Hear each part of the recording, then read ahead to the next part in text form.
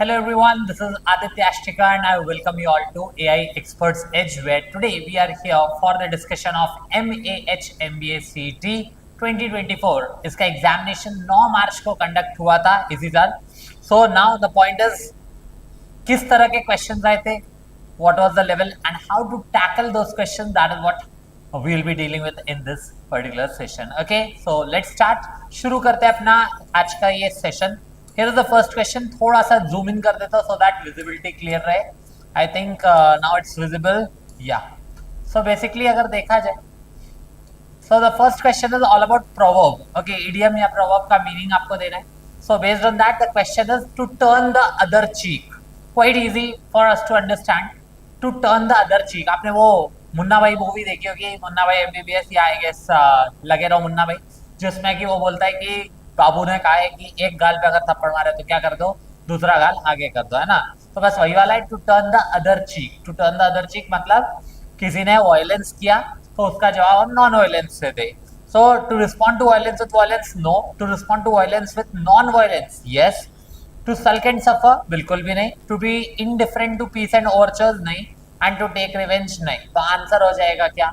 The answer here should be what? Answer should be option B, that is to respond to violence with non-violence. That is the correct answer. Okay, I hope so this is clear. Next question की तरफ चलते हैं. देखें next question क्या कह रहा है. Let's see. So here we go. The second question is जो कि कह रहा है, ये error spotting का question है. कह रहा है कि this book is a primer for managers who have no formal training or a refresher for experienced managers. Okay, this book is a primer यानी कि जो प्राइमरी बेसिक चीज होती है वो, तो ऐसे हिसाब से this book is a primer for managers who have no formal training और a refresher for experience manager. If you read the sentence thoroughly and visualise it, you will find out कि ये कोई अल्टरनेटिव नहीं है. There is no choice here actually, है ना. कह रहे ये बुक प्राइमर का काम करेगी फ्रेशर्स के लिए और एक्सपीरियंस मैनेजर्स के लिए किसका? रिफ्रेशर का काम करेगी, उनके लिए एक रिवीजन वाला काम करेगी. तो दीज आर नॉट ऑल्टरनेटिव्स या चॉइसेस की और से उसको कनेक्ट किया जाए. The better conjunction to be used here instead of और should be and. Okay, and क्योंकि ये दो काम करेगी ये बुक. ओके, यही बुक है, ये बुक दो काम कर रही है. एक प्राइमर का काम कर रही है किसके लिए? जिनकी ट्रेनिंग नहीं हुई है या जिनकी नो फॉर्मल ट्रेनिंग है. और यही बुक काम करेगी एक रिफ्रेशर के लिए, किसके लिए? जो एक्सपीरियंस मैनेजर्स है उनके लिए. सो और is incorrect, should be replaced with and. Okay, so there is a problem in part D, and where is part D in that case?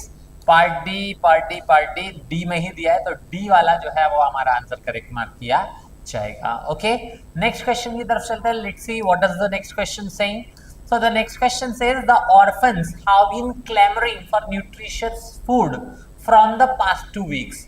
Have been clamoring लिखा है. Have been clamoring, that means perfect continuous tense. Whenever we have perfect tenses of any type, present perfect, past perfect, present perfect continuous या past perfect continuous, ये चारों ही cases में हम हमेशा क्या देखते हैं कि यहाँ पे ये सब सिंस या फॉर ले सकते हैं. ठीक है, सिंस या फॉर ले सकते हैं, या ऐसा कहना भी गलत नहीं होगा कि सिंस और फॉर जब आता है तो ये वाले टेंसेस यूज होते हैं. Present perfect, past perfect, present perfect continuous and past perfect continuous.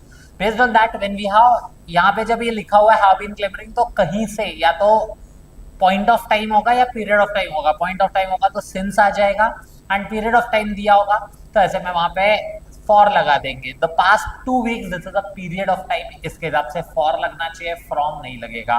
From by chance अगर लगता है तो वो केवल और केवल फ्यूचर के परफेक्ट कॉन्टिन्यूअस में लग सकता है, because there we can't use since. Since वहां पे पास्ट के पॉइंट ऑफ टाइम को शो करता है और फ्यूचर में पास्ट की बात नहीं करेंगे, तब फ्रॉम लग सकता था. So we have to change, we have to make changes here. That means ये जो इटैलिसाइज्ड पार्ट है फ्रॉम द पास्ट 2 वीक्स, तो यहाँ हमें चेंज करना है. सिंस द पास्ट नहीं हो सकता क्योंकि यहाँ पीरियड है, द दिया है, तो द के हिसाब से हमें क्या चाहिए? पीरियड ऑफ टाइम के लिए फॉर यूज किया जाएगा. So not this. For the past 2 weeks हो सकता है, 2 वीक्स जो है ड्यूरेशन दी है. फॉर पास्ट नहीं, द लगेगा ही लगेगा, तभी वो ड्यूरेशन जस्टिफाई की जाएगी. फ्रॉम सिंस पास्ट ऐसा हो नहीं सकता, तो डी तो पक्का गलत है और नो इंप्रूवमेंट की भी कोई गुंजाइश नहीं है क्योंकि फ्रॉम द पास्ट 2 वीक्स गलत ही है. तो answer should be what? Answer should be option B, that is for the past 2 weeks. Okay, next question क्या कह रहा है? Let's see. अगला क्वेश्चन हमारे सामने जो कह रहा है कि I became alert because I dashed trouble around me. तो I became alert because I dash trouble around मी, ये बिल्कुल वो स्पाइडरमैन जैसी फीलिंग आ रही है ना, स्पाइडरमैन को कैसे सिक्स सेंस हो जाता, तो वो सेंस जरूरी है। सो आई बिकेम अलर्ट, आप अलर्ट कब होते हो किसी चीज को लेकर, जब आपको कुछ ऐसा सेंसेशन आता है, तो यहाँ पे क्या होगा, सेंस्ड आना चाहिए, I sensed trouble around me which is available in option 1, so most probably this is the correct answer, but let's go through other options as well so that ये make sure कर सके कि हम जो है जल्दबाजी में अपना आंसर गलत तो नहीं कर रहे। ट्रांसेंडेड, ट्रांसेंडेड का मतलब होता है ट्रांस है, TRANS, ट्रांस जो होता है वो अपने आप में किसी चीज के चेंज को शो करता है।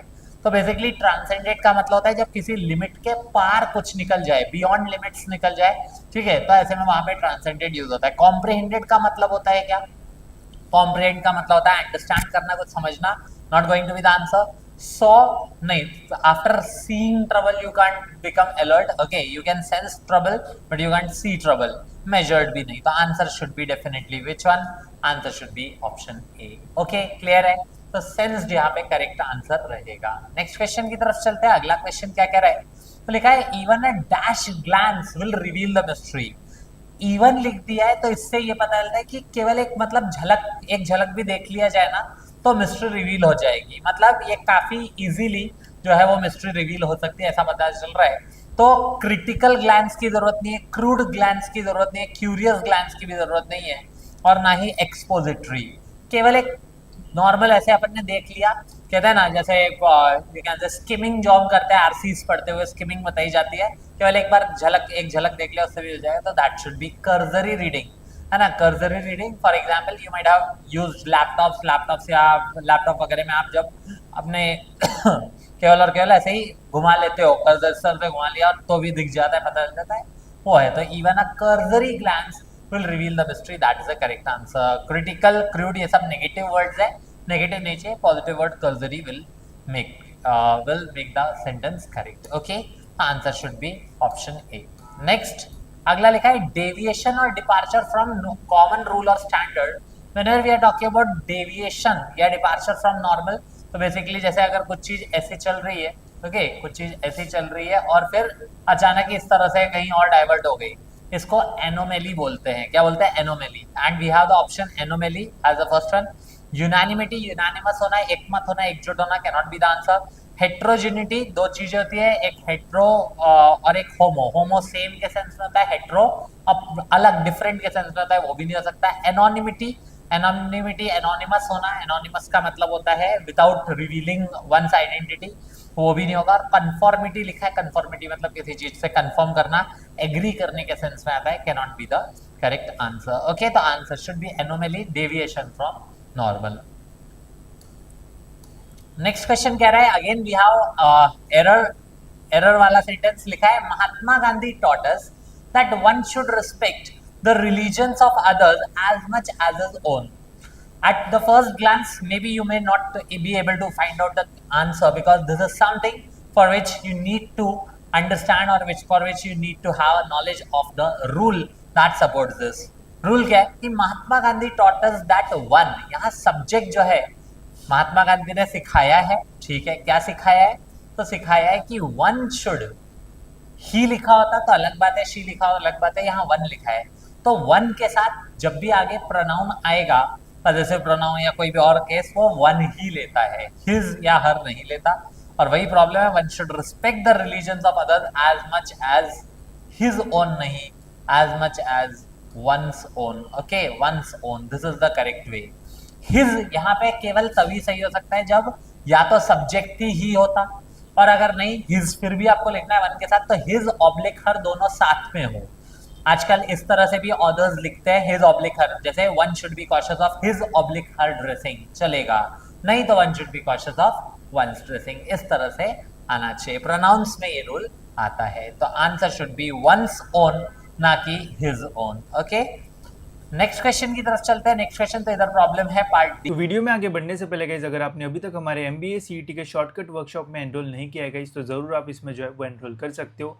इसमें गाइस आपको MBA CET के एग्जामिनेशन में जो क्वेश्चंस पूछे जाएंगे, उन क्वेश्चंस को आप कैसे शॉर्टकट्स का यूज़ करके, शॉर्ट ट्रिक्स का यूज़ करके कैसे आप कम टाइम में सॉल्व कर सकते हो, ये सब कुछ आपको इसमें जो है वो सिखाया जाएगा। साथ ही में लेक्चर्स की क्वालिटी कैसी रहेगी, इसके लिए मैंने बहुत सारे डेमो लेक्चर्स Day 1 Day 2 ऐसे भी जो है वो डाले, जिनको आप देख लो एक बार, उससे आपको कॉन्फिडेंस भी आएगा एंड सीखने में भी जो है वो मज़ा आएगा, इसकी गारंटी मैं आपको देता हूँ। तो अगर आपकी प्रिपरेशन भी अच्छे से नहीं हुई है तो आप इसमें ज़रूर एनरोल कर सकते हो एंड और बेटर तरीके से प्रिपेयर करके गाइज आप अपना जो स्कोर है वो और बेटर जो है वो कर सकते हो। साथ ही में गाइज जब आप चेकआउट कर रहे होगे तो यहाँ पे आपको जो डिस्काउंट है वो भी मिलेगा। चेकआउट करोगे तो यहाँ पे आपको ड्रीम JB50 का कूपन मिलेगा, तो उसको अप्लाई करने के बाद 1500 रुपीज़ में आप यहाँ पे जो है वो एनरोल कर पाओगे। साथ ही में हर लेक्चर खत्म होने के बाद गाइज यहाँ पे आपको उस लेक्चर की जो शीट है वो भी मिलती है, जिसमें जो भी क्वेश्चन है वो आपको देखने को मिलेंगे एंड कैसे वापस सॉल्व किया था वो भी यहाँ पे आपको सब कुछ जो है वो मिल जाएगा।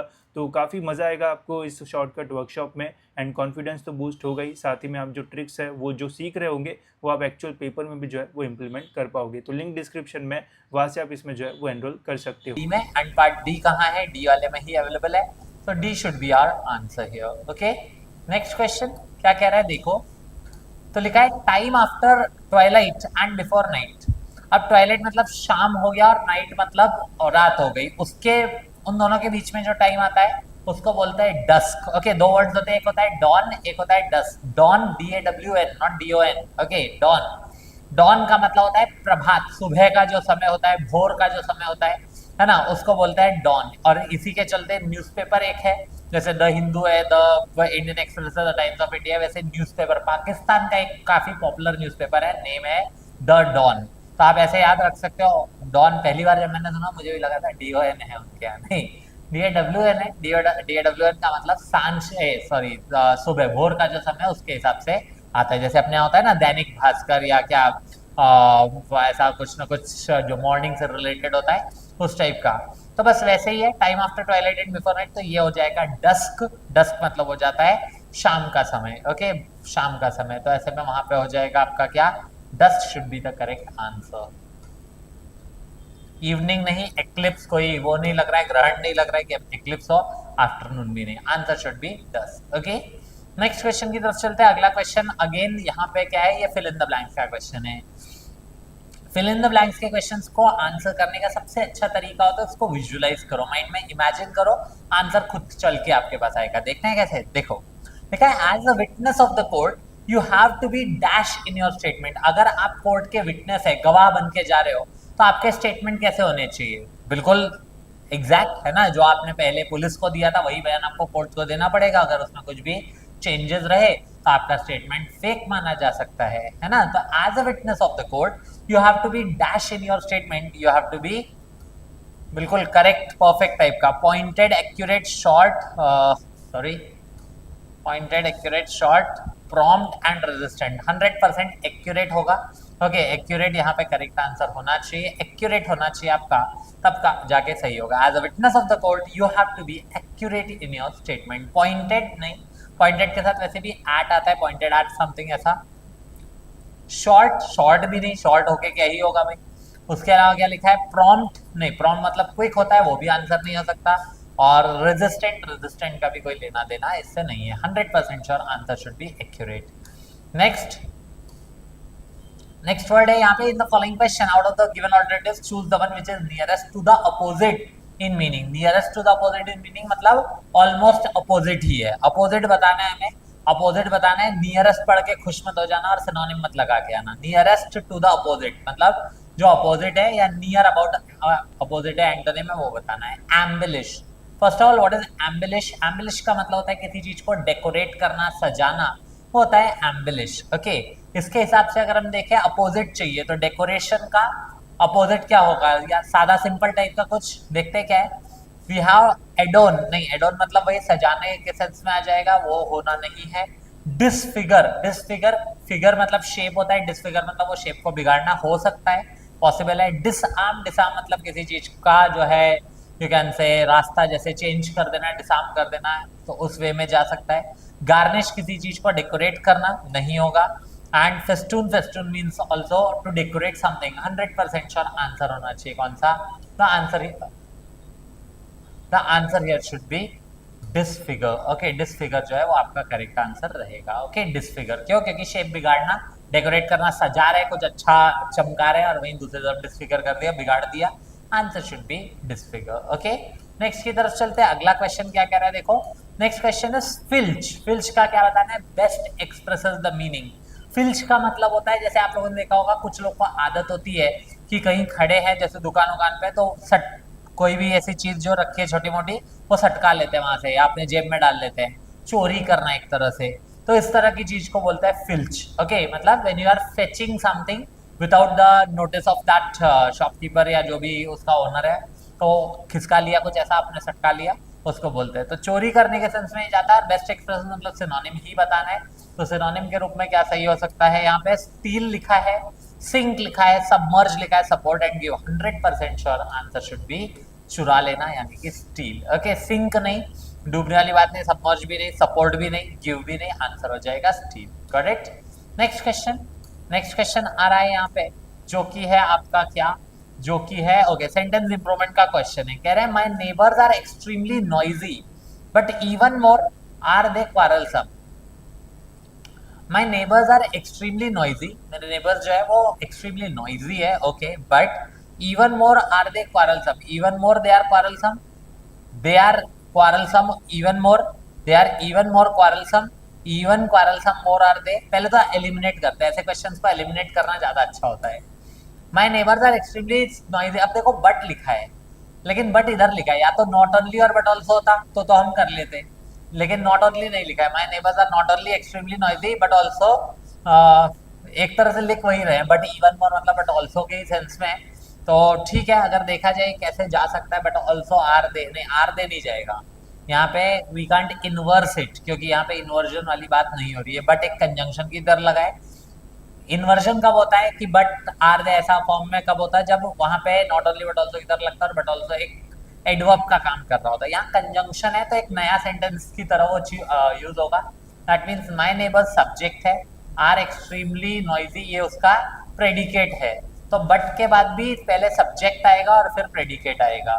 तो बट सब्जेक्ट क्या होगा, कर्ता डूअर दे है, तो दे आना चाहिए पहले, दे।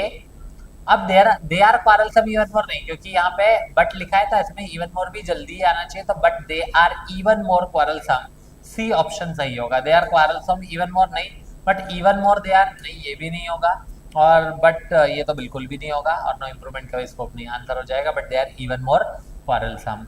तो my neighbours are extremely noisy but they are even more, तो मेरे जो नेबर्स है, पड़ोसी है, वो एक्सट्रीमली नॉइजी तो है ही, बट दे आर वो क्वारलसम और ज्यादा है, तो इस फॉर्म में ये जाना चाहिए। ओके, या तो ऐसा होता है sentence my neighbours are not only extremely noisy but also, या बट इवन मोर, तब ऐसे में हम लिखते हैं बट इवन मोर क्वारलसम केवल, फिर दे आर वगैरह भी नहीं आता। बट यहाँ क्योंकि but as a conjunction use हुआ है, तो जब कंजंक्शन की तरह कुछ यूज होता है तो ऐसे में बिल्कुल उसी तरह का फॉर्मेशन चालू होगा पैरेललिज्म के चलते। Okay, so based on that answer should be option 3। Next option, next question देखते हैं। So next question here says the teacher warned him dash that type of labs. Warned him of something होता है अगर कुछ ऐसी चीज है तो, और नहीं तो फिर against होता है, warn someone against some negative thing। तो अभी क्या है, तो warned him of that type of labs, labs already negative है तो off नहीं लग सकता, फिर against चाहिए, है क्या ऑप्शन में? डेफिनेटली है, ऑप्शन 4 में against, तो against should be the correct answer here। Okay, warned him against that type of labs।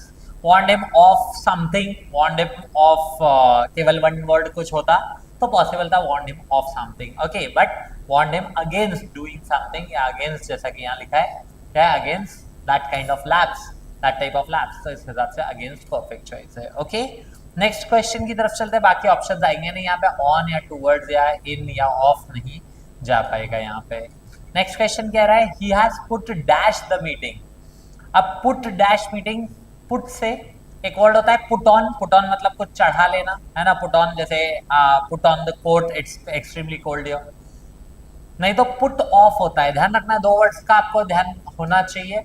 Put off which means to postpone something, put off which means to postpone something.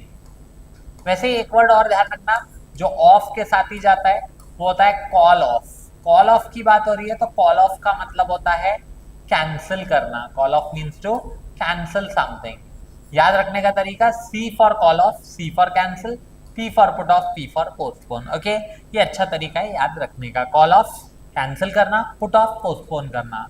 He has put dash the meeting, put off हो सकता है, put away the meeting, meeting कोई tangible चीज नहीं है कि उसको अलग रखे पुट अवे करे, नहीं। पुट अप का जो ज्यादातर यूज होता है ब्रिंग अप के सेंस में, I have he has put up a question in front of someone, तो ऐसे में तब यूज हो सकता है। पुट आउट कुछ एक्सटिंग्विश करना, आग वाग लग रही है उस केस में, या किसी चीज को हटा देना बंद करने के सेंस में, तब पुट ऑफ यूज हो सकता है, पुट आउट हो सकता है। और क्या ऑप्शन है, एक और ऑप्शन है क्या, पुट ऑन। पुट ऑन मैंने बताया कुछ कोट वोट चढ़ाने के हिसाब से यूज किया जा सकता है। या she has put on a lot of weight, ऐसे में मतलब गेन करने के सेंस में जाता है। आंसर होना चाहिए put off, that will make the sentence correct. Answer is option A. Okay, next question देखते क्या है। अगला क्वेश्चन कह रहा है, what does the next question say, let's see. Okay, now this is a one word substitution question. Course for chariot races, तो course for chariot races यानी कि घुड़दौड़, जो घोड़ों की दौड़ होती है उसके लिए जो एक पूरा वो जो यू कैन से स्टेडियम बोल सकते हैं, या स्टेडियम नहीं तो भी जो बेसिकली ये पूरा एरेना भी नहीं बोल सकते, लेकिन जो एरिया होता है, ओके, एरिया जो होता है जहाँ पे घोड़ों की दौड़ होती है उसको क्या बोलते हैं। हैंगर नहीं हो सकता, hanger is a place where planes are kept. Okay, planes are kept, आप लोगों ने देखा होगा कोई भी ऐसी मूवी जैसे फाइटर राइटर टाइप की देखी हो, या कोई भी ऐसी मूवी देखी हो जहाँ पे प्लेन्स रखे जाते हैं और फिर उनको लेके जाया जाता है एंड देन उड़ाया जाता है, वो हैंगर कहलाता है।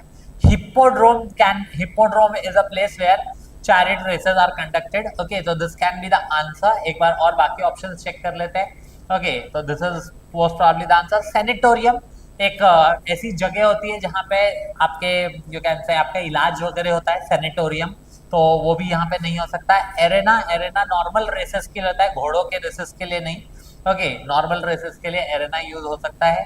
And what else do we have, aerodrome नहीं, एयर डॉग बिल्कुल हैंगर की तरह ही होता है जहाँ प्लेन्स वगैरह रहते हैं, तो ऐसे में आंसर होना चाहिए hippodrome. Hippodrome should be marked as the correct answer. Hippodrome is a place where chariot races यानी कि घोड़े वोड़ों की दौड़ होती है। ओके, नेक्स्ट क्वेश्चन देखिए। नेक्स्ट क्वेश्चन क्या कह रहा है, लेट्स सी। अगला वर्ड है जर्मीन। अगर बात हो रही है कुछ जर्मीन है तो जर्मीन का क्या बताना है, सिनोनिम बताना है। सो सिनोनिम जर्मीन का मतलब होता है कुछ भी ऐसा जो एप्रोप्रिएट है, रेलेवेंट है टू दैट सिचुएशन। तो इसके हिसाब से अगर हम चले, लॉजिकल नहीं, पॉसिबल नहीं, रिस्पॉन्सिबल नहीं, रेलेवेंट, यस, एप्रोप्रिएट के हिसाब से रेलेवेंट हो सकता है। रिप्रेसिबल मतलब किसी को जिसको कि यू कैन से कुछ ऐसा दबाया जा रहा है, ठीक है, तो वो हो जाएगा। Answer should B relevant here, relevant appropriate के सेंस में ये सबसे सही है जर्मीन। ओके, याद रखने के लिए ऐसे याद रखो, जर्मन लोग हमेशा रेलेवेंट बातें करते हैं, याद रखने का एक अच्छा तरीका हो जाएगा। ओके, नेक्स्ट की तरफ चलते हैं। What is the next question saying, let's see. तो लिखा है, would you mind dash on the light. Would you mind, whenever we have mind the word, I don't mind doing something, would you mind doing something, तो would you mind, mind के बाद एक gerund आता है ING form, तो would you mind turning on the light type का कुछ चाहिए, आईएनजी फॉर्म चाहिए, तो would you mind switching on the light चल जाएगा। To switching, mind to do something होता है, अगर होता भी तो माइंड स्विच टू नहीं, माइंड टू भी स्विचिंग बिल्कुल भी नहीं। और क्या है ऑप्शन में देखें तो स्विच नहीं, स्विच भी नहीं, जेरेंड चाहिए, तो definitely answer should B would you mind switching on the light. Okay, would you mind turning on the light, would you mind working with me, इस तरह से वहां पे होता है। Would you mind helping me, तो वुड यू माइंड, माइंड के बाद जेरेंट आना चाहिए। ओके, नेक्स्ट क्वेश्चन क्या कह रहा है, take position of the records immediately lest they are dash with. Okay, तो रिकॉर्ड्स को जल्दी अपने गिरफ्त में ले लो, अपने मतलब गिरफ्त में ले लो, लेस्ट नहीं तो क्या हो जाएगा, they are dash with, they are destroyed with, नहीं डिस्ट्रॉय तो नहीं करेंगे कोई, mishandled with, tampered with, manhandled with, okay, and loss. तो इस हिसाब से भाई रिकॉर्ड्स है अगर, और उसको जल्दी से पोजीशन ले लो, नहीं तो उसके साथ टैम्परिंग हो सकती है, एविडेंस टाइप की जो चीजें होती है उनकी टैम्परिंग होती है, तो ऐसे में टैम्पर्ड विथ होना चाहिए। टैम्पर एक ऐसा वर्ड है जो अपने साथ विथ ले भी सकता है, तो it perfectly fits in this blank, तो आंसर होना चाहिए tampered with. Okay, tamper with something इस फॉर्म में जाएगा। बाकी वर्ड्स वैसे भी विथ नहीं ले सकते, डिस्ट्रॉयड विथ समथिंग चाहिए, मिसहैंडल्ड विथ नहीं होता, मैनहैंडल्ड विथ नहीं होता, that is why our answer will be option C, that is tampered. Okay, मेन यही है कि आपको रीजन पता होना चाहिए अपने आंसर को चूज करने का। While eliminating the option, the main and the most important thing is choosing your answer while eliminating all the other options. Incorrect choices को अगर आप eliminate करना सीख गए, that's how you can be confident of your answer. Okay. Next question की तरफ चलते हैं. अगला क्वेश्चन लिखा है एरर स्पॉटिंग का है, which says like the commission has recommended its report, the rules need to be enforced more strictly. Like the commission has recommended, नहीं, like नहीं हो सकता. Okay, like नहीं, जैसा कमीशन ने, अब ये जैसा है ना, कंफ्यूज कर रहे हैं हिंदी में, क्योंकि आप लोग कर लोगे कि जैसा कमीशन ने रिकमेंड किया अपनी रिपोर्ट में तो रूल्स उस हिसाब से, तो ये लाइक नहीं है. लाइक का मीनिंग भी जैसा होता है, एक और वर्ड होता है जिसका मीनिंग होता है जैसा, एज. ओके, तो यहाँ एज एक्चुअली आना चाहिए. As the commission has recommended its report, जिस तरह से कमीशन ने अपने रिपोर्ट में जो है रिकमेंड किया है, उस वे में रूल्स को क्या करना चाहिए और ज्यादा स्ट्रिक्ट वे में एनफोर्स करना चाहिए. तो लाइक नहीं, like should be replaced with as. Like का यहाँ मीनिंग चेंज हो जाएगा, जैसे मतलब वो सिमिलैरिटी के सेंस में जाएगा, जो इधर फिट नहीं हो रहा. ओके, नेक्स्ट क्वेश्चन की तरफ चलते हैं. What is the next question saying? तो आंसर हो जाएगा ऑप्शन ए ऑप्शन सी में अवेलेबल है, तो सी वाला ये आंसर मार्क किया जाएगा. Okay, next question says what? So we have the next question which says everyone wanted to be the harbinger of the good news to the king. तो basically harbinger मतलब होता है जो कि कुछ कैरी करके ले जाए अपना, मतलब वो जो भी है जो सबसे पहले किसी को बताना चाहता है. जैसे स्कूल लाइफ में, कॉलेज लाइफ में होता था ना, टीचर अगर मांग ले आपसे पेन या पेंसिल, तो आपको होता था कि हम सबसे पहले उनको वो दे सके. बिल्कुल वही होता है हार्बिंजर. लेकिन यहाँ पे क्या बोला है? Most nearly the opposite in meaning. Opposite बताना है, मतलब जो उसमें आगे नहीं रहना चाहता, पीछे रहना चाहता है, ये अपोजिट होगा इसका. Tender no, opponent no, precursor, precursor pre मतलब पहले, तो सब ये भी नहीं जाएगा, सिमिलर में हो सकता है. फॉलोअर, यस, फॉलोअर होता है जो बाद में, जो किसी के पीछे पीछे चलता है. और फोर रनर मतलब भी आगे जाने वाला है. अगर सिमिलर मीनिंग पूछते हैं तो the answer should have been option 5, option E. But here we have been asked the opposite, and opposite के हिसाब से क्या? Follower will be the correct choice. Follower जो है वो आपका आंसर होना चाहिए. Got it? I hope so this is clear. Next question की तरफ चले. अगला क्या है देखो.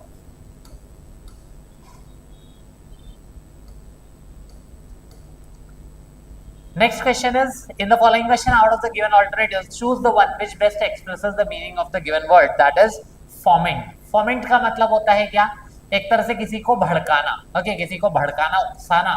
That is foment. और सिमिलर मीनिंग ही बताना है, तो ऐसे में भड़काने के लिए वेक्स नहीं, वेस्ट भी नहीं, रिनाउंस मतलब गिव अप करना, वो भी नहीं, एंड वी हैव सीज, किसी चीज को जब्त कर लेना, बंद कर लेना नहीं. इंस्टिगेट लिखा है. इंस्टिगेट या स्टिर अप का मतलब होता है किसी को भड़काना, किसी को उकसाना. ठीक है, आंसर विल बी फोमेंट का, ये हो जाएगा आपका कौन सा? इंस्टिगेट, यानी कि बी ऑप्शन करेक्ट है. फोमेंट मतलब होता है to provoke someone, to provoke someone, provoke करने के हिसाब से, भड़काने के हिसाब से instigate is the perfect choice. Okay, next question की तरफ चलते हैं. What is the next question saying? Let's see. So we have the next question here which says a serene mind can never be the pioneer of a great revolution. Now again italicised का opposite meaning बताना है, यानी कि serine. Serine का मतलब होता है शांत, काम. ओके, काम, शांत. और इसका अपोजिट चाहिए. अपोजिट कैसा होगा? जॉक्यूलर, हैप्पी के सेंस में जाता है, नहीं. अर्नेस्ट मतलब भी जो बहुत you can say earnest desire, जैसे हम बोलते हैं, तो अर्नेस्ट मतलब जो काफी उतावला है किसी चीज के लिए, वो भी पॉजिटिव में जाएगा. प्लेसिड, प्लेसिड मतलब शांत, लेकिन हमें सिनोनिम नहीं, ऑपोजिट चाहिए. We have been asked the opposite. मतलब शांत का अपोजिट क्या होता है? जो ज्यादा ऐसा मतलब एंग्शियस टाइप हो. Agitated, yes, agitated perfect choice है. पॉइज्ड भी नहीं, तो एजिटेटेड परफेक्ट रहेगा. एजिटेटेड मतलब जो ऐसा बहुत ज्यादा वो है, यू कैन से उकसा वाला है, उस टाइप से नेगेटिव वे में, यही आपका परफेक्ट चॉइस होना चाहिए. ओके, नेक्स्ट देखते हैं अगला क्या है. अर्नेस्ट जो है वो पॉजिटिव ही वर्ड होता है, एजिटेटेड नेगेटिव होगा. And because this is a positive word and we need opposite, that means we need negative, इसलिए एजिटेटेड परफेक्ट चॉइस होगा. मे बी आपके माइंड में है सर अर्नेस्ट भी उसी तरह का होता है, लेकिन अर्नेस्ट पॉजिटिव चीज के लिए होता है, एजिटेटेड नेगेटिव चीज के लिए होता है, and that is why answer should B negative वाला, यानी कि डी. ओके, नेक्स्ट क्या बोल रहा है देखो. अगला क्वेश्चन कह रहा है to be lost in the cloud.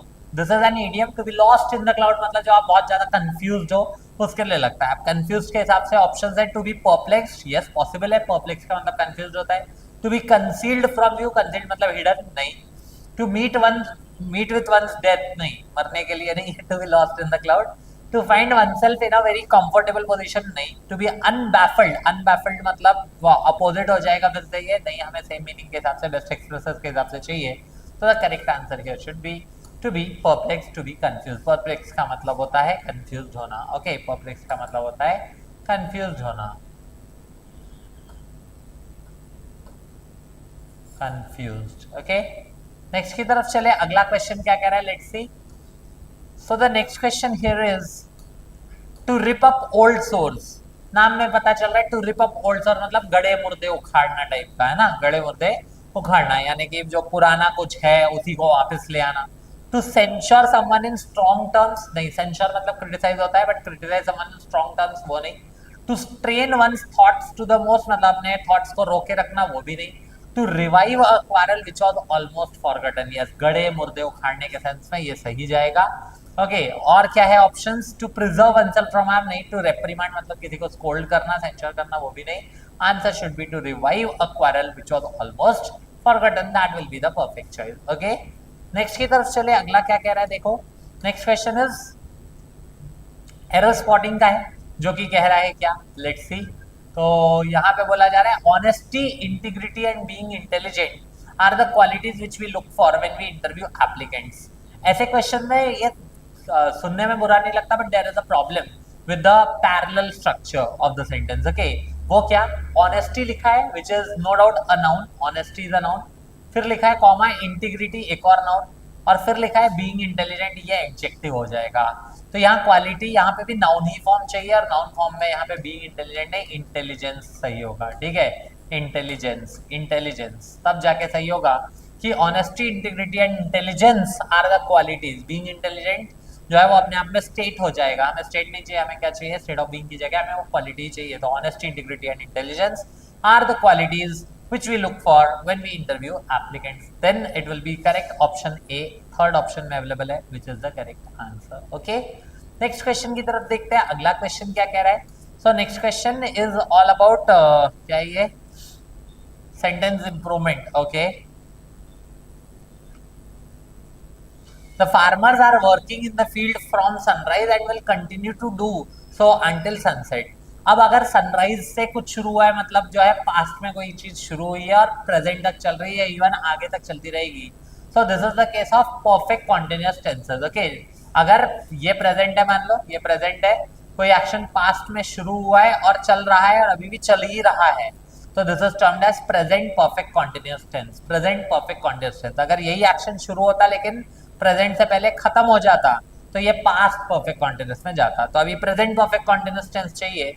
Present perfect का मतलब है हैव बीन वर्किंग चाहिए। हैव बीन वर्किंग यहाँ है, हैव वर्कड नहीं हो सकता क्योंकि अभी और कंटिन्यू करेंगे बोल रहे हैं। ओके, उसके अलावा अगर हम देखें और क्या होगा, अगर इसके हिसाब से चले तो और क्या हो सकता है, लेकिन देखिए, okay just a minute please, या सो वर वर्किंग नहीं होगा, have working, have been working चाहिए, तब जाके परफेक्ट कॉन्टिन्यूअस के हिसाब से ये सेट होता है। Have been working in the field होना चाहिए। Option A will be marked as the answer. Next question की तरफ चलते हैं। अगला क्वेश्चन क्या कह रहा है, देखो। नेक्स्ट क्वेश्चन लिखा है many cities were incinerated during the war. Incinerated का मतलब होता है क्या, इंसिनरेटेड का मतलब होता है जब आग लगा के जला दिया जाए किसी चीज को, उसको बोलते हैं इंसिनरेटेड। ओके, तो अटैक्ड नहीं, बॉम्ब्ड नहीं, बॉम्ब से भी आग लगा के जलाने वाली चीज नहीं होती। सीज्ड मतलब एंड कर देना, वो भी नहीं। बर्न्ड है, burned will be the correct choice. Burned जो है वो आपका करेक्ट आंसर होना चाहिए। तो बर्न का मतलब होगा आग लगा के जला देना। ओके, तो बर्न सही है, वेट भी नहीं हो सकता। Answer should B burn. Okay, next देखो क्या है। अगला क्वेश्चन लिखा है वैंक्विश। वैंक्विश का क्या बताना है? वैंक्विश का हमें बताना है nearest to the opposite in meaning. Nearest to the opposite in meaning. तो वैंक्विश का मतलब होता है किसी को डिफीट कर देना, हरा देना। ओके, हरा देना। तो एक तरफ आप हरा दोगे, दूसरी तरफ आप हार जाओगे, यही तो ऑपोजिट होगा। ऑपोजिट बताना है ना, ऑपोजिट बताना है। तो ऐसे में हार जाने वाले सेंस में कुछ चाहिए। डीबेस, डीबेस मतलब किसी चीज के बेस फाउंडेशन को इरोड कर देना, नहीं। र्यून मतलब तबाह कर देना। सरेंडर, ये सरेंडर हो सकता है क्योंकि सरेंडर का मतलब होता है जब हम अपनी हार मान ले, एक तरफ हम हरा दे, दूसरी तरफ अपनी हार मान ले। Yes, surrender can be the correct choice.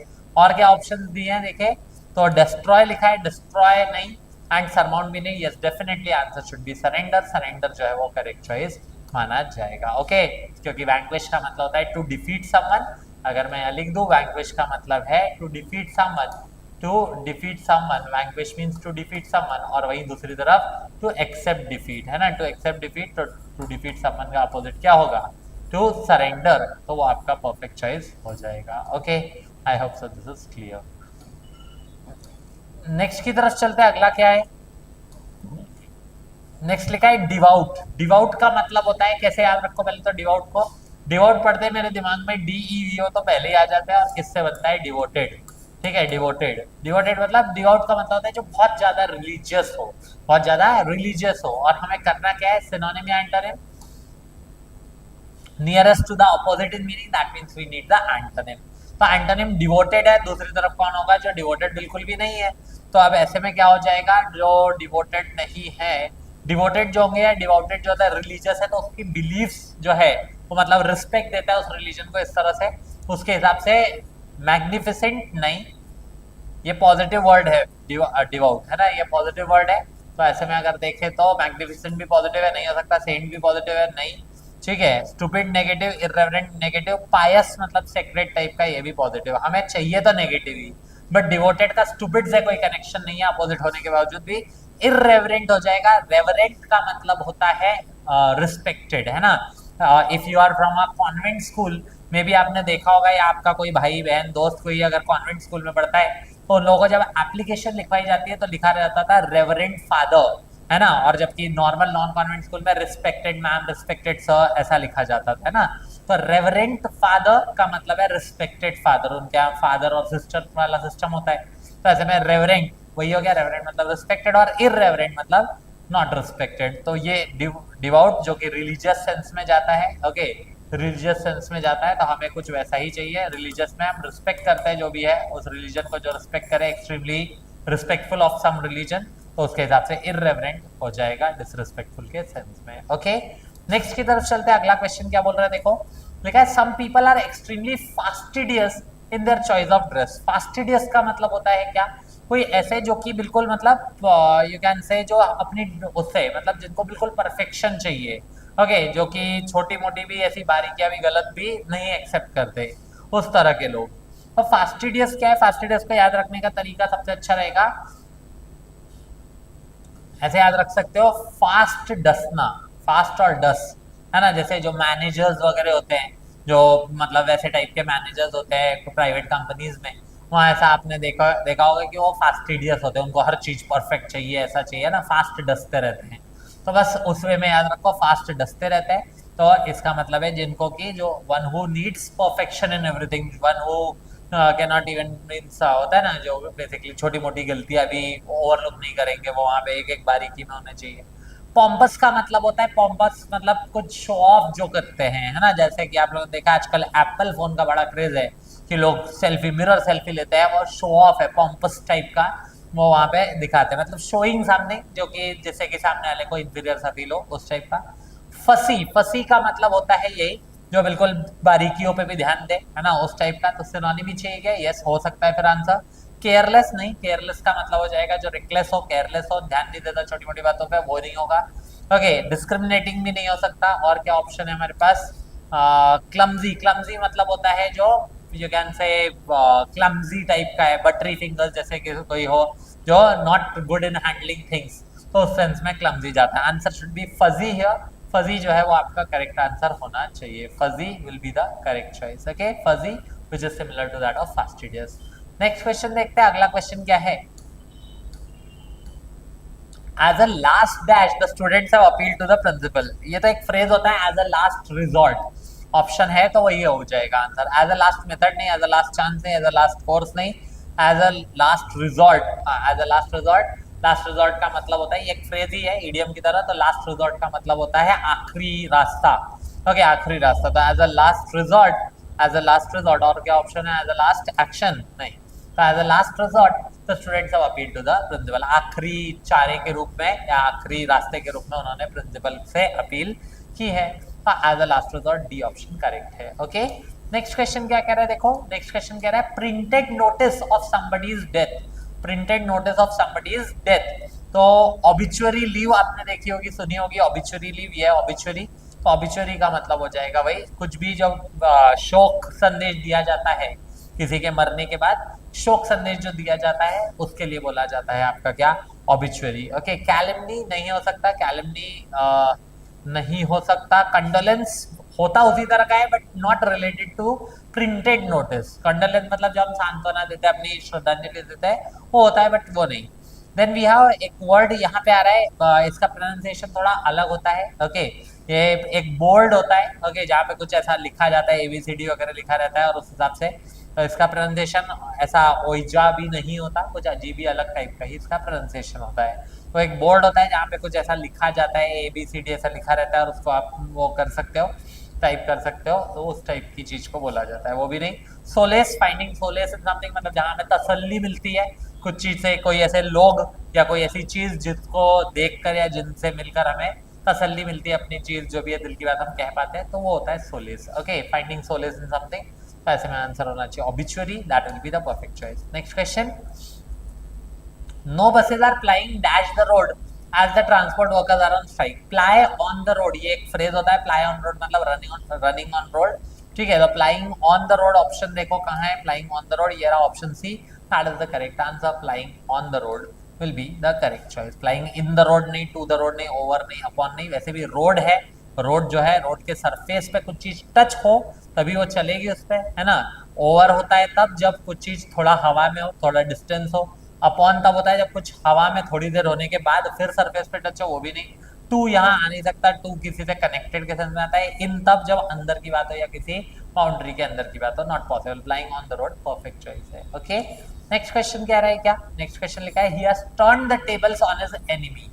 Turn the tables, ये एक इडियम होता है, turn the tables. Turn the tables का मतलब होता है क्या, टर्न द टेबल्स जैसे कि इंडिया और पाकिस्तान का मैच हुआ था T20 वर्ल्ड कप में, याद है, जहाँ पे बहुत रन बचे थे बनाने के लिए, और फिर जो है कोहली ने बिल्कुल एक अलग ही लेवल का कुछ परफॉर्मेंस दिया था, और 82 आई गेस बनाए थे उन्होंने, 82 नॉट आउट, और उस समय वो जो लास्ट के 50 रन थे, कुछ 3 ओवर्स में ही चाहिए थे, वो बहुत बेहतरीन वे में, तो ही टर्न द टेबल्स, उस समय परसेंटेज बहुत कम था, एंड ही चेंज दैट, है ना, turn the tables on his enemy. या जो वर्ल्ड कप हम जीते भी 2024 वाला, जून 29 को जो हुआ था, तो उस समय भी 30 रन्स चाहिए थे 30 बॉल्स में, जो काफी इजीली बन सकते थे, एंड उसमें बुमराह का एक ओवर जिससे कि रन्स रुके, रन की गति रुकी, और उसके बाद पांड्या का ओवर जिसमें विकेट आया, और फिर उसके बाद वापस बुमराह का और अर्शदीप का ओवर। तो all those things you can say help in turning the table. Surya Kumar Yadav का वो catch, all these things turn the tables on the enemy, मतलब बिल्कुल मामला पलट देना। ओके, मामला पलट देना। हिट नहीं, क्रिएटेड ऑब्स्टेकल्स फॉर नहीं, बिहेव्ड हॉस्पिटेबली टुवर्ड्स नहीं, changed possible defeat into victory. याद है परसेंटेज वहां पे था 8% इंडिया, 92% साउथ अफ्रीका, या ऐसा ही पाकिस्तान और इंडिया के केस में था, तो यही था change possible defeat. Possible defeat थी, यही हो रहा था, हार रहे थे, लेकिन उसको विक्ट्री में तब्दील कर देना, that is what we can say, change possible defeat into victory. Okay, that is the correct choice. Next question की तरफ चलते हैं। अगला क्वेश्चन क्या कर रहा है, देखो लिखा है, the robbery was committed in the wee hours of the day. Wee hours of, wee का वैसे मतलब होता है टाइनी, स्मॉल। वी बिट एक फ्रेज होता है, अ वी बिट मतलब इत्तू सा, तो अ वी बिट, या यहाँ पे लिखा है in the wee hours of the day, मतलब स्मॉल टाइनी के सेंस मतलब early hours of the day, ठीक है, जो मॉर्निंग का टाइम होता है ना, भोर का समय जो होता है, उसको बोलते हैं wee hours of the day. At dawn नहीं, डॉन मतलब सुबह हो गया, हो सकता है आंसर, ओके, सुबह। नून टाइम नहीं, बिफोर मिडनाइट बिल्कुल नहीं, इन द इवनिंग नहीं, इन द आफ्टरनून नहीं, तो एट डॉन ही होगा। मैंने अभी थोड़ी देर पहले और बताया था डॉन का मीनिंग, है ना, डॉन, द डॉन, वो न्यूज़पेपर का भी नाम है, तो भोर का समय, in the wee hours of the day, perfect है, in the wee hours of the day मतलब एट डॉन। ओके, सुबह सुबह, भोर काल, भोर के समय, पहाटे, पहाटे बोला जाता है, एक टर्म होता है मराठी में, बस वही। ओके, नेक्स्ट अगर देखें तो नेक्स्ट की तरफ, the father advised son to give dash bad company, to give dash bad company. The father advised son मतलब छोड़ देना, बैड कंपनी, अगर आपके जो भी ऐसे बुरी संगत है उसको छोड़ दो। छोड़ देने के लिए गिव के साथ वर्ड गिव अप आता है, गिव अप मतलब छोड़ देना, सरेंडर कर देना, है ना। गिव ऑफ मुश्किल है, गिव अवे टाइप होता है, जैसे कुछ फ्री में बांटा जा रहा है, वो भी नहीं हो सकता। गिव आउट नहीं, गिव आउट भी नहीं होगा। And what we have, give for नहीं, गिव अप हो जाएगा। गिव अप का मतलब होता है छोड़ देना, त्याग देना, गिव अप परफेक्ट चॉइस हो जाएगा। गिव अप मतलब सरेंडर कर देना, त्याग देना, त्याग देने के हिसाब से ये परफेक्ट सही है। ओके, छोड़ देने के सेंस में। Next what do we have, next question है यहाँ पे, please remind me of posting these letters of my relatives. Okay, please remind me of posting, please remind me to do something, तो please remind me to post हो सकता है। Okay, please remind me to do something, please remind me to post these letters of my relative. To have posted नहीं, ये तो completed activity को show करता है, नहीं मुझे रिमाइंड करो कि मैं कर दूं आगे, तो टू हैव पोस्टेड नहीं। फॉर पोस्टिंग फिर नहीं होगा, remind me of, remind me to do something या remind me of doing something, basically ऐसा हो सकता है, लेकिन रिमाइंड मी फॉर नहीं होगा। रिमाइंड मी टू पोस्टिंग भी नहीं हो सकता, रिमाइंड मी टू के साथ V1 आता है, टू पोस्टिंग नहीं हो सकता, तो परफेक्ट चॉइस होगा remind me to do something होना चाहिए। फॉर जो पोस्टिंग लिखा है वो या कौन सा लिखा है, ऑफ पोस्टिंग वो भी नहीं, remind me to do something ही होता है, इसलिए टू डू समथिंग के हिसाब से टू पोस्ट परफेक्ट है, ये भी नहीं होगा। ओके, answer should be option A. Next लिखा है, an educated man's way of life can be contrasted to that of an illiterate person. Contrasted के साथ प्रीपोजिशन लगता है विथ, कॉन्ट्रास्ट विथ समथिंग, है ना, in contrast with something, contrast with something, contrasted with option में भी है। Third option आपका करेक्ट आंसर होना चाहिए। और क्या ऑप्शन है, अगेंस्ट नहीं, बाय नहीं, तो कॉन्ट्रास्टेड विथ परफेक्ट चॉइस है। ओके, नेक्स्ट क्वेश्चन देखो क्या लिखा है। तो next question is, my friend knows several Indian and European languages but he has special command over English in which he has written a few books also. Special command over English नहीं होना चाहिए। Special command वो तब होता है जब हम जैसे ही his my friend knows several Indian language, Indian and European languages but he has special command. यहाँ लिखने के हिसाब से बात हो रही है, रिटर्न लिखा हुआ है, तो it's better to use special command in English होना चाहिए, ठीक है, या स्पेशल कमांड ऑन इंग्लिश भी चलेगा बट ओवर नहीं। Special command in English in which he has written a few books, क्योंकि रिटर्न की बात है। Special command over something is like जब हम यू कैन से command over, special command over किसी स्किल एक्सपर्टीज पे जब ऐसा आता है तो स्पेशल कमांड ओवर समथिंग हो सकता है, लेकिन यहाँ लैंग्वेज है तो लैंग्वेज में स्पेशल कमांड मतलब उसमें एक्सपर्टीज होने के सेंस में special command in English is a better choice. Okay, next की तरफ देखें और क्या है। सो आगे क्वेश्चन है, one who talks continuously, garrulous term होता है, उसके लिए गैरलेस है क्या, ऑप्शन में नहीं है, कोई बात नहीं। तो यहाँ पे एक वर्ड आ रहा है LOQU, LOQU ये जो है ये टॉक के लिए एक रूट वर्ड होता है, इसके चलते बहुत सारे वर्ड्स आते हैं। एक वर्ड आता है सोमनालोक्वी, ओके, मतलब जो नींद में सोते वक्त जो है बात करता है, बोलता है वो। वैसे लोक्वेशियस जो बहुत ज्यादा बोलता है वो, वोरेशियस जो ज्यादा खाता है, ओके, जो बहुत ज्यादा मात्रा में खाता है, या वोरेशियस रीडर भी होता है, मतलब फॉन्ड ऑफ समथिंग। इम्पेक्यूनियस बहुत ही गरीब है उस टाइप के लिए यूज होता है। ग्रीडी के लिए लगता है एवरिशियस, वो भी नहीं होगा। रेटिसेंट मतलब कोई ऐसा व्यक्ति जो दूसरों के साथ मिलना जुलना पसंद नहीं करता या बात नहीं करता, अपने थॉट्स को फ्रीली एक्सप्रेस नहीं कर पाता, होता है reticent. Answer should be option A. Okay, next अगर देखें तो यहाँ पे हमारे बाकी क्वेश्चन होता है, we are left with only and only reading comprehension. देखे क्या लिखा है इसमें। So here the first passage, educational planning should aim at meeting the educational needs of the entire population of all age groups. Whenever dealing with RC passages, reading comprehension, ये मेरी तरफ से आपको एक सजेशन रहेगा कि इसको केवल पढ़ो मत, क्योंकि केवल पढ़ते रहोगे तो खो जाओगे। Better will be to visualize whatever you are reading. That means जो भी आप पढ़ रहे हो उसको केवल पढ़ो मत, बल्कि पढ़ने के साथ साथ उसको इमेजिनेशन में लाओ, अपने पिक्चराइज करो उसको, so that you get the most out of it and then see the change. आपको पढ़ने में इंटरेस्ट भी आएगा और क्वेश्चंस भी इजीली आंसरेबल होंगे। तो लिखा है एजुकेशनल प्लानिंग। तो वीडियो में आगे बढ़ने से पहले गाइस, अगर आपने अभी तक हमारे MBA CET के शॉर्टकट वर्कशॉप में एनरोल नहीं किया है गाइस, तो ज़रूर आप इसमें जो है वो एनरोल कर सकते हो। इसमें गाइस आपको MBA CET के एग्जामिनेशन में जो क्वेश्चंस पूछे जाएंगे, उन क्वेश्चंस को आप कैसे शॉर्टकट्स का यूज़ करके, शॉर्ट ट्रिक्स का यूज़ करके कैसे आप कम टाइम में सॉल्व कर सकते हो, ये सब कुछ आपको इसमें जो है वो सिखाया जाएगा। साथ ही में लेक्चर्स की क्वालिटी कैसी रहेगी, इसके लिए मैंने बहुत सारे डेमो लेक्चर्स डे 1 डे 2 ऐसे भी जो है वो डाले, जिनको आप देख लो एक बार, उससे आपको कॉन्फिडेंस भी आएगा एंड सीखने में भी जो है वो मज़ा आएगा, इसकी गारंटी मैं आपको देता हूँ। तो अगर आपकी प्रिपरेशन भी अच्छे से नहीं हुई है तो आप इसमें ज़रूर एनरोल कर सकते हो एंड और बेटर तरीके से प्रिपेयर करके गाइज आप अपना जो स्कोर है वो और बेटर जो है वो कर सकते हो। साथ ही में गाइज जब आप चेकआउट कर रहे होगे तो यहाँ पे आपको जो डिस्काउंट है वो भी मिलेगा। चेकआउट करोगे तो यहाँ पे आपको ड्रीम JB50 का कूपन मिलेगा, तो उसको अप्लाई करने के बाद 1500 रुपीज़ में आप यहाँ पे जो है वो एनरोल कर पाओगे। साथ ही में हर लेक्चर खत्म होने के बाद गाइज यहाँ पे आपको उस लेक्चर की जो शीट है वो भी मिलती है, जिसमें जो भी क्वेश्चन है वो आपको देखने को मिलेंगे एंड कैसे वापस सॉल्व किया था वो भी यहाँ पे आपको सब कुछ जो है वो मिल जाएगा। तो काफ़ी मज़ा आएगा आपको इस शॉर्टकट वर्कशॉप में एंड कॉन्फिडेंस तो बूस्ट होगा ही, साथ ही में आप जो ट्रिक्स है वो जो सीख रहे होंगे वो आप एक्चुअल पेपर में भी जो है वो इम्प्लीमेंट कर पाओगे। तो लिंक डिस्क्रिप्शन में, वहाँ से आप इसमें जो है वो एनरोल कर सकते हो। Should aim at meeting the educational needs of the entire population of all age groups. While the traditional structure of the education as a three-layer hierarchy from the primary stage to the university represents the core, we should not overlook the periphery, which is equally important. Under modern conditions, workers need to rewind or renew their enthusiasm or strike out in a new direction or improve their skills as much as did any university professor. The retired and the aged have their needs as well. Educational planning, in their words, should take care of the needs of everyone. ठीक है.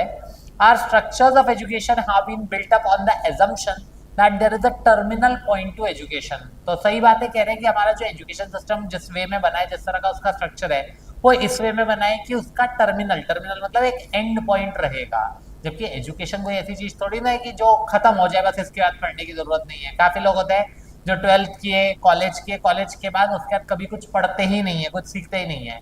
तो that way their life will actually be in struggle. Okay, कुछ पढ़ते रहते हो आप तो आप कुछ नई नॉलेज गेन करते रहते हो एंड दैट शुड कंटिन्यू। वही यहाँ पे बोलने की कोशिश कर रहे हैं, this basic defect has become all the more harmful today.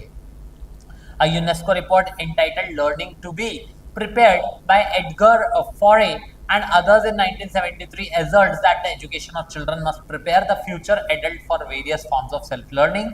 A viable education system of the future should consist of modules with different kinds of functions, serving a diversity of constituents, and performance, not the period of study, should be the basis for credentials. Credentials का basis performance होना चाहिए, period of study नहीं कि कितने साल पढ़े हैं या कितने टाइम पढ़े हैं। The writing is already on the wall. In the view of the fact that the significance of a commitment of lifelong learning and lifetime education is being discussed only in recent years, even in educationally advanced countries, the possibility of idea becoming an integral part of educational thinking seems to be a far cry. एक idiom होता है far cry, ठीक है। For to move in that direction means much more that than some simple rearrangement of the present organization of education, but a good beginning can be made by developing open university programs for older learners of different categories and introducing extension services in the conventional colleges and schools. Also, these institutions should learn to cooperate with the numerous community organizations such as libraries, museums, municipal recreational programs, health services, etc. So now the first question here is, what is the main thrust of the author? Author का main thrust क्या है, main push क्या है, ये पूछ रहे हैं। Formal education is more important than non-formal। यहाँ formal non-formal education के बारे में नहीं discussion था। One should never cease to learn। Yes, ये हो सकता है, one should never stop to learn, क्योंकि वहाँ टर्मिनल वाली जो बात लिखी थी कि टर्मिनल पॉइंट पे बना हुआ है हमारा एजुकेशन सिस्टम और फिर वही सबसे ज्यादा डेंजरस है। तो यस, मेन थ्रस्ट हो सकता है कि हमें लर्न करना बंद नहीं करना चाहिए। Possibly the answer, not sure yet. Traditional system should be strengthen, नहीं, that was not the whole thrust was not about कि ट्रेडिशनल सिस्टम को स्ट्रेंथन करना चाहिए, नहीं, उन्होंने ट्रेडिशनल सिस्टम को पहले ही गलत ठहरा दिया है। It is impossible to meet the needs of everyone, this was not the core point. And there is no substitute for the present system of education। नहीं, ऐसा भी नहीं है, कोई substitute नहीं है present system extant system का। Answer should be what? Answer should here be option B, that is one should never cease to learn, one should never stop to learn। Next question कह रहा है क्या? तो next question यहाँ बोल रहा है, next question, which of the following best describes the purpose of the author? Author ने ये लिखा है तो क्या purpose से लिखा है? What is the objective behind it? To strengthen the present educational system। Present educational system को स्ट्रेंथन करने के लिए नहीं, उन्होंने बोला कि प्रेजेंट एजुकेशनल सिस्टम उतना सही नहीं है, वही सबसे ज्यादा हार्मफुल है क्योंकि वो एंड पॉइंट पे आ जाता है। To support non conventional educational organization, नहीं, जैसे किसी कन्वेंशनल एजुकेशन ऑर्गेनाइजेशन को सपोर्ट करने की बात नहीं है। To criticize the present educational system, ये पर्पस नहीं था ऑथर का कि क्रिटिसाइज कर दे, ठीक है। To present a pragmatic point of view, pragmatic मतलब प्रैक्टिकल पॉइंट ऑफ व्यू बताया जाए। हाँ, उन्होंने जिस हिसाब से बताया है यहाँ पे कि ऐसा करना चाहिए, बताया कि हाँ ये प्रॉब्लम है, फिर उन्होंने कहा कि यू कैन से क्या डाइवर्सिटी सीख करनी चाहिए, डाइवर्सिटी सर्व करनी चाहिए, परफॉर्मेंस जो है वो बेसिस होना चाहिए, ना कि पीरियड ऑफ स्टडी। फिर आगे बताया है कि उन्हें और क्या करना चाहिए, तो ये करने के लिए you can say open university programs होने चाहिए ओल्डर लर्नर्स के लिए। तो बेसिकली एक प्रैक्टिकल तरीका ही बताया जा रहा है, तो which will be correct. To support the present education system नहीं, to present a pragmatic point of view, this is the correct choice. D option will be marked as the correct answer here. Next question देखते हैं क्या है। Next question कह रहा है according to the author educational plan should attempt to, तो यहाँ पे क्या होगा, एजुकेशनल प्लान का क्या attempt, should attempt to do what. Educational plan के बारे में बात कही हुई थी यहाँ पे, एजुकेशनल प्लान। ओके चलो देखते हैं, educational plan should be,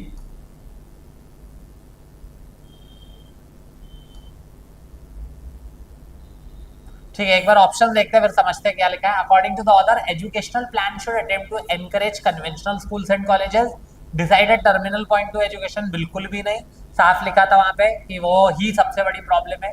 train the people at the core, no that is not the educational plan should attempt to train the people at the core. Overlook the people on the periphery, overlook तो बिल्कुल नहीं करना है यहाँ पे। Fulfil the educational needs of everyone, yes fulfil the educational needs of everyone. देखा जाए तो ये जो है प्लान होना चाहिए, ये कहीं तो ही मेंशन है, कहीं पढ़ा था, देखते हैं क्या लिखा था। तो बेसिकली अगर देखा जाए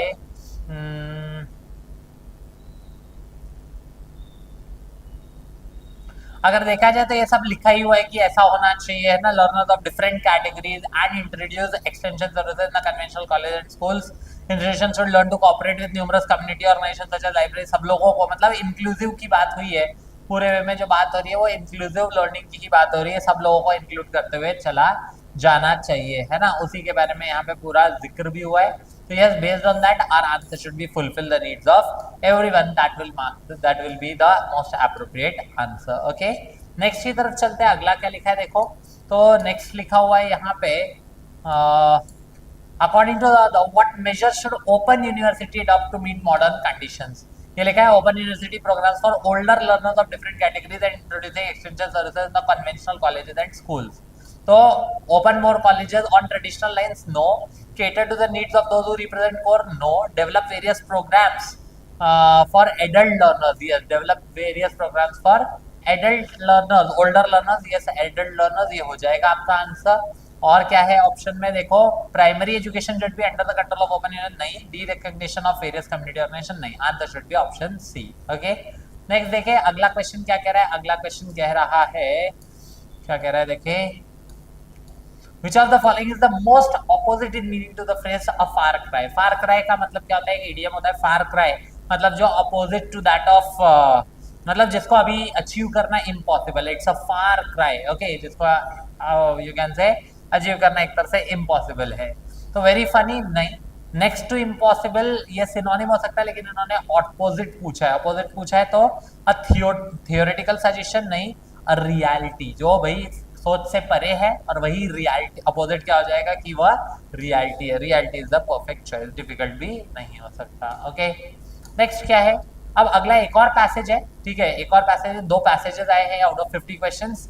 journalism combines writing with news gathering and interpretation. तो जर्नलिज्म के बारे में बता रहे हैं कि जर्नलिज्म क्या है, राइटिंग को राइटिंग को कंबाइन करता है किससे, न्यूज गैदरिंग और इंटरप्रिटेशन से। Okay while the journalist's work obviously varies from newspaper to newspaper and from magazine to magazine, all journalists are as much research worker as they are writers. They cannot write their news or feature stories unless they locate it and research them first.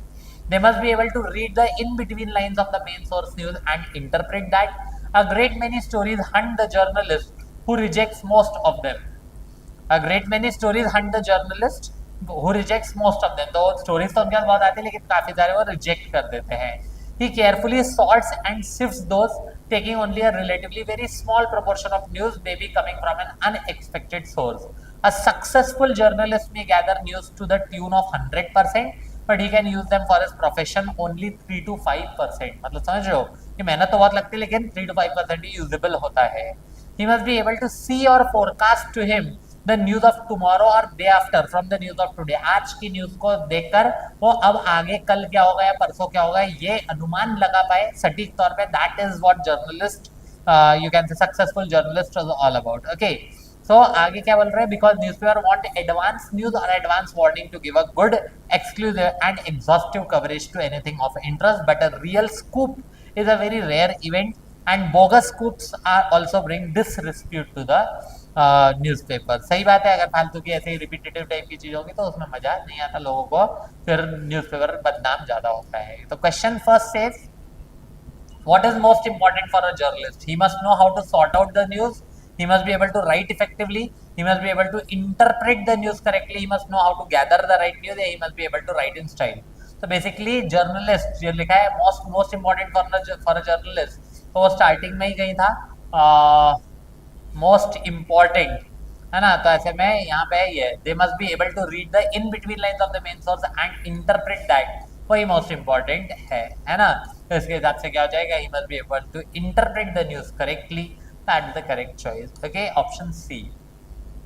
Sort out the news नहीं, वो उसका काम होता है, but he must not know, मतलब वो important नहीं रहेगा।